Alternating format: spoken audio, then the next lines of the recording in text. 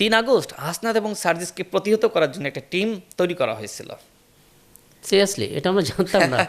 এর কারণটা হলো যে যারা আসলে ছাত্র শক্তির নেতৃবৃন্দ ছিল, যেহেতু আওয়ামী লীগের মন্ত্রীদের সাথে সংলাপ করেছে, যেহেতু মোটামুটি তাদের বক্তব্য সবসময় আওয়ামী লীগের পক্ষে যাচ্ছিল, তারা সবসময় এত রক্তের পরেও তারা শান্তিপূর্ণ আন্দোলন চাচ্ছিল, শান্তিপূর্ণ মীমাংসা চাচ্ছিল, যে কারণে তাদেরকে সবসময় সন্দেহের চোখেই দেখছিল। তো 3 আগস্ট মোটামুটি একটা প্রস্তুতি রাখা হয় যে ওরা যদি কোনোভাবে শেখ হাসিনার পক্ষে বলে এবং এক দফার ঘোষণার বিরুদ্ধে বলে, তাহলে ওদেরকে প্রতিহত করা হবে।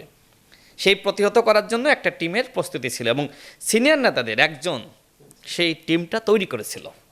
এগুলো জুলাইয়ের ইতিহাস। এই জন্য আমি নাহিদ ইসলাম এবং আসিফ মাহমুদকে বলবো যে আপনারা সবসময় তো বলেন যে মুক্তিযুদ্ধের সঠিক ইতিহাস আমরা জানি না। জুলাইয়ের সঠিক ইতিহাস কি জাতি জানে? জানানোর দায়িত্ব কার? নাহিদ ইসলামের। তো আপনি কেন জুলাইয়ের প্রকৃত ইতিহাস মানুষের সামনে তুলে ধরছেন না? জুলাইয়ের নায়ককে, খলনায়ককে? রাশেদ খান যদি জুলাইয়ের খলনায়ক হয়ে থাকে, বলেন যে রাশেদ খান জুলাইয়ের খলনায়ক। জুলাইয়ের সময় তো আমরা একসাথেই কাজ করেছি। আচ্ছা রাশেদ খান, যদি আপনি একটু ডট মেলান তাহলে একটা ভয়াবহ চিত্র আমরা দেখতে পাই, মানে সম্ভাবনা বা শঙ্কার কথা আপনি যদি বলেন। ধরুন আপনার কথা অনুযায়ী আমরা ধরলাম যে হ্যাঁ, জুলাই গণ অভ্যুত্থানের দুজন খলনায়কের, একজন সার্জিস, একজন হাসনাত। খেয়াল করুন, হাসনাত কিন্তু এখন পার্লামেন্টের মেম্বার অফ পার্লামেন্ট, সংসদ সদস্য।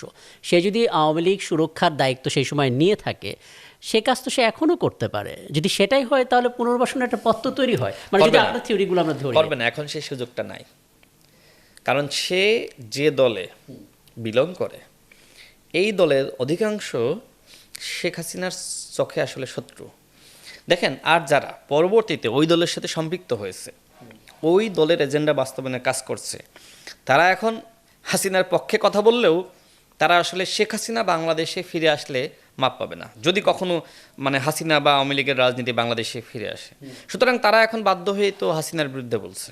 আচ্ছা, আমার হিস্ট্রিগুলো বা আমার কথাগুলো যদি আপনার কাছে মনে হয় যে এটার মানে ক্রস চেক করা দরকার, আপনি তাদের সাথে কথা বলবেন।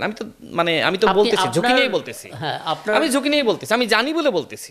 আমি এই জন্য দাবি করতেছি যে নাহিদ ইসলাম জুলাই গণঅভ্যুত্থানের একটা বই লেখুক। কেন লিখতেছে না? কারণ আমি জানি নাহিদ ইসলাম যদি জুলাইয়ের প্রকৃত সত্য লিখতে যায়, তার হাত কাঁপবে। সে তার বন্ধুর বিরুদ্ধে লিখতে পারবে না। এই জন্যই সে এখনো পর্যন্ত জুলাই গণঅভ্যুত্থান নিয়ে কোনো বই লেখে নাই। আসিফ মাহমুদ যে বই লিখেছে না, আমি তাকে জিজ্ঞেস করেছিলাম, তুমি যে বই লিখেছো এটা তো একপ্রাক্ষিক ইতিহাস, সঠিক ইতিহাস কোথায়? এই ঘটনাগুলো জুলাইয়ের সময় ঘটেছিল, সেগুলো কই? সে আমাকে বলছে যে ভাই, সব তো লেখা যায় না। হ্যাঁ, জিজ্ঞেস করেন আসিফ মাহমুদকে আমি মিথ্যা বলতেছি কিনা। আপনার টেলিভিশন বাংলাদেশের একটা স্বনামধন্য প্রতিষ্ঠান, আমি কি টেলিভিশনে এসে মানে এইভাবে ফাপড়বাজি করতে পারি, মিথ্যা বলতে পারি?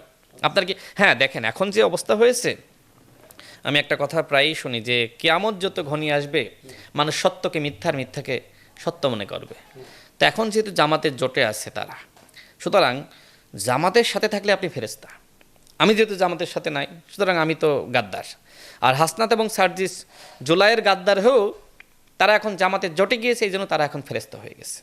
আমি কিন্তু স্পষ্ট হয়ে বলেছি যে জুলাইয়ের সময় তারা গাদ্দার ছিল।